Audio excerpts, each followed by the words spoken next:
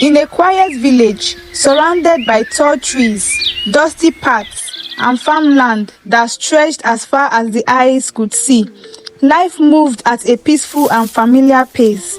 It was the kind of village where everyone seemed to know everyone.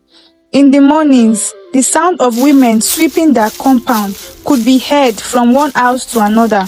Children ran through the narrow paths, laughing and playing, while farmers returned home from their fields as the sun slowly began to set. There was nothing particularly unusual about the village. At least, that was what everyone believed. And in one of the modest houses in that peaceful village lived a young woman named Amara. Amara was a beautiful young woman in her mid-20s who lived with her mother and younger brother. She was the first child in her family, and from a very young age, she had been known for her hard work and responsible nature. Amara was not the kind of person who enjoyed sitting around doing nothing. There was always something to do. If her mother needed help at home, Amara was usually there. If her younger brother needed someone to look after him, Amara was there. And whenever there was work to be done, she rarely waited for someone to tell her what to do. She was independent, confident, and full of life. Amara also had a strong mind of her own. She was not easily influenced by what people said. Why? Especially when she could not understand the reason behind it. And that particular quality would soon become very important. Because Amara had always believed that there was a logical explanation for everything, or at least she believed there would be.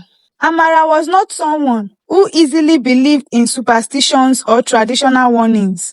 Whenever someone told her that something was dangerous simply because of an old belief, she always had questions. Why? What was the reason? How did it happen? And most importantly, how could anyone be sure? To Amara, simply saying that is how it has always been done was never enough. She wanted an explanation. If someone told her, "Don't go there," she would immediately ask, "Why?" And if they could not give her a convincing answer, Amara would simply shrug and continue with whatever she was doing.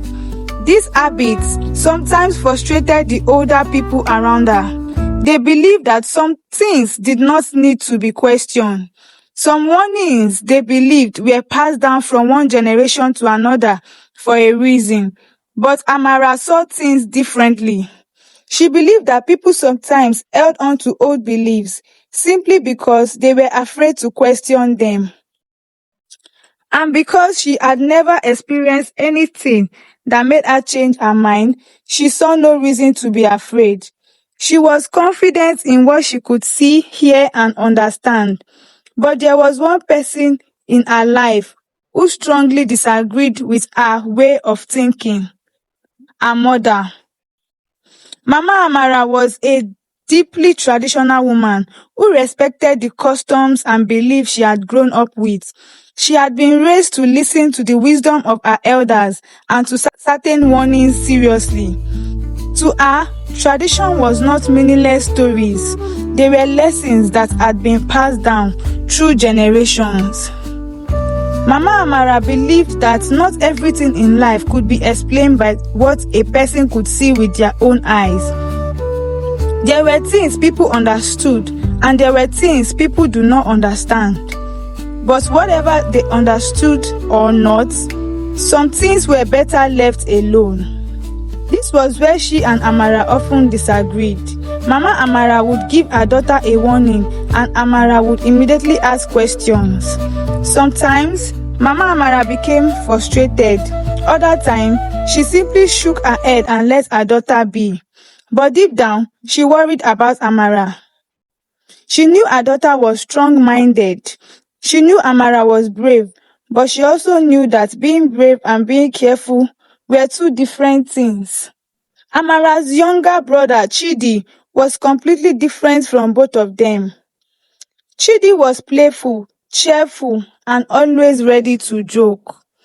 He loved teasing his sister, especially whenever Amara and their mother were having one of their little arguments. He knew exactly how to make Amara angry, and somehow he always found it amazing.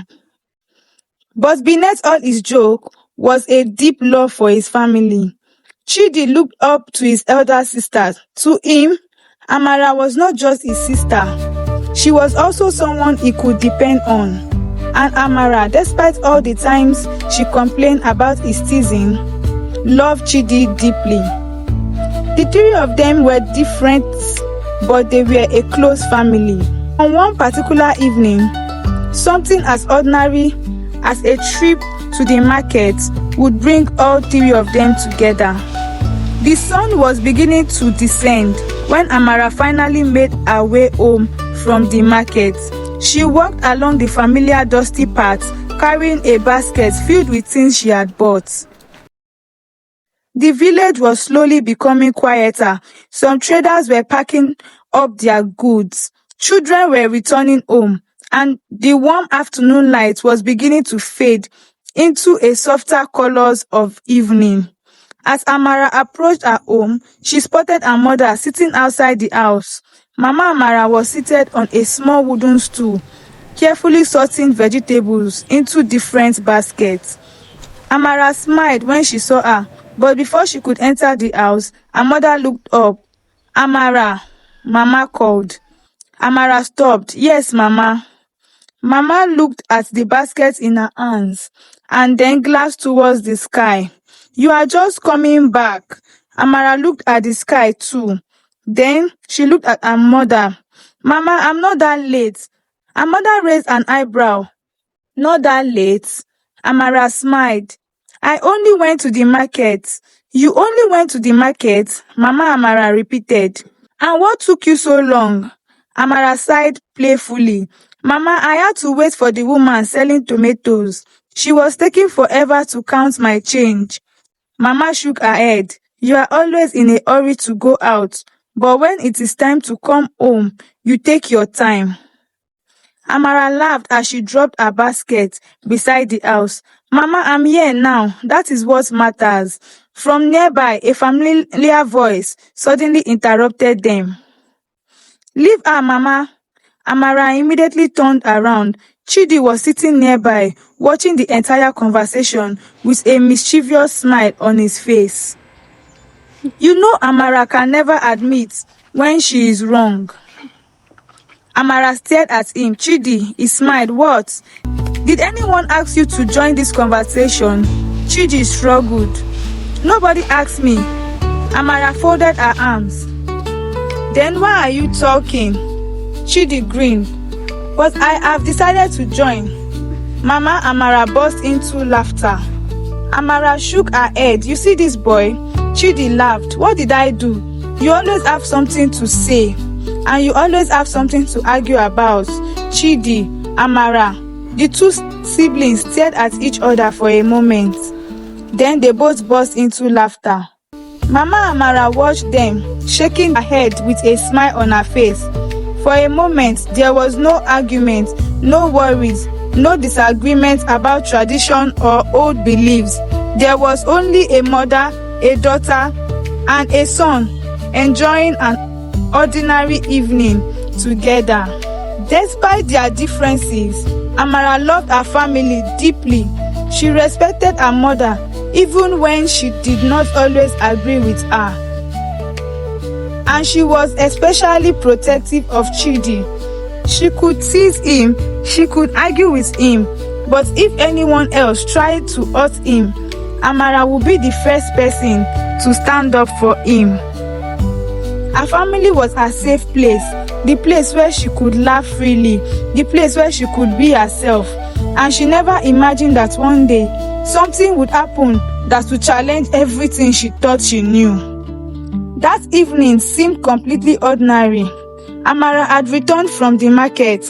Her mother had complained about her coming late. Chidi had teased her as he always did, and life continued as it had always done. But sometimes, the most important moments in our lives begin on the most ordinary days.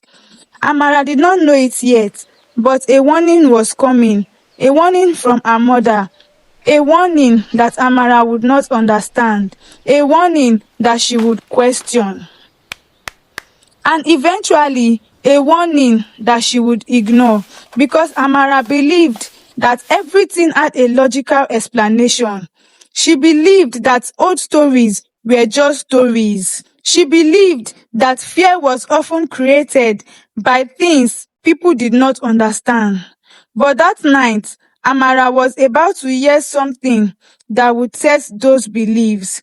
And for the first time in her life, she would discover that not every warning comes with an explanation. And for the first time in her life, she would realize that not every warnings comes with an explanation. Some warnings are simply meant to be heeded. And sometimes, by the time we understand why we were warned, it might be already too late. Let's see what becomes of Amara in the next episode. Don't miss that.